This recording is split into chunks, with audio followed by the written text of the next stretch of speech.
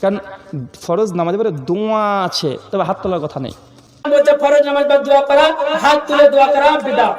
তোকে বলবেন যদি ফরজ নামাজের পরে হাত তুলে দোয়া করা বিদআত হয়, তাহলে তুই পা তুলে দোয়া করবি। কি বলবেন?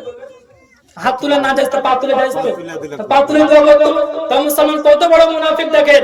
আহলে হাদিসদের রুহানি বাপ, যার নাম হলো নাজির হোসেন দেহলভী, নিজের কিতাব ফাতাওয়া নাজিরিয়া প্রথম খণ্ড 566 নম্বর পৃষ্ঠার মধ্যে বলছেন ফরজ নামাজের পরে হাত তুলে দোয়া করা জায়েজ এবং মুস্তাহাব।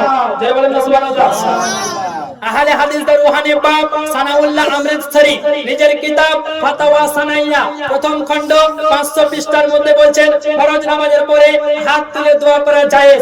লামা সাবিদার রুহানি বাপ আব্দুর রহমান মুবারকপুরি, নিজের কিতাব তোহফাতুল আহওয়াজের মধ্যে 4টি হাদিস উল্লেখ করে বলছেন যে আহলে হাদিসের মধ্যে অনেকগুলো আলেম ফরজ নামাজের পরে হাত তুলে দোয়া করাকে জায়েজ বলেছে। সুবহানাল্লাহ। কি বলেছে? জায়েজ। শুধু তাই নয় মুসলমান, আহলে হাদিসের রুহানি বাপ, যার নাম হলো নাসিরউদ্দিন আলবানী, নিজের কিতাব রাসূল সাল্লাল্লাহু আলাইহি ওয়াসাল্লামের নামাজ বাংলাদেশ থেকে বাংলা করা হয়েছে, মিনা বুক হাউসের ছাপ 276 নম্বর পৃষ্ঠা। আহলে হাদিসের আব্বা নাসিরউদ্দিন আলবানী বলছে ফরজ নামাজের পরে সবাই মিলে একসঙ্গে সম্মিলিতভাবে হাত তুলে দোয়া করা জায়েজ আছে। সুবহানাল্লাহ। জয় হবে সুবহানাল্লাহ। সুবহানাল্লাহ। তো মুসলমান, যদি তুমি বলছো ফরজ নামাজ বা দোয়া করা বিদআত, যদি বিদআত হয় তোমার ফতোয়া অনুযায়ী, তো ফতোয়া দাও। আপনার আব্দুর রহমান মুবারকপুরি ফরজ নামাজ বা দোয়াকে জায়েজ বলেছে, সে বিদআতি। নাজির হোসেন দেহলভী ফতোয়া নাজিরিয়াতে জায়েজ বলেছে, নাজির হোসেন দেহলভী বিদআতি। সানাউল্লাহ আমৃতসরি ফতোয়া সানাইয়াতে বলছে ফরজ নামাজ বা দোয়া করা জায়েজ, তো সে বিদআতি। আপনার নাসিরউদ্দিন আলবানী সে বলেছে ফরজ নামাজ বা দোয়া করা জায়েজ, সে বিদআতি।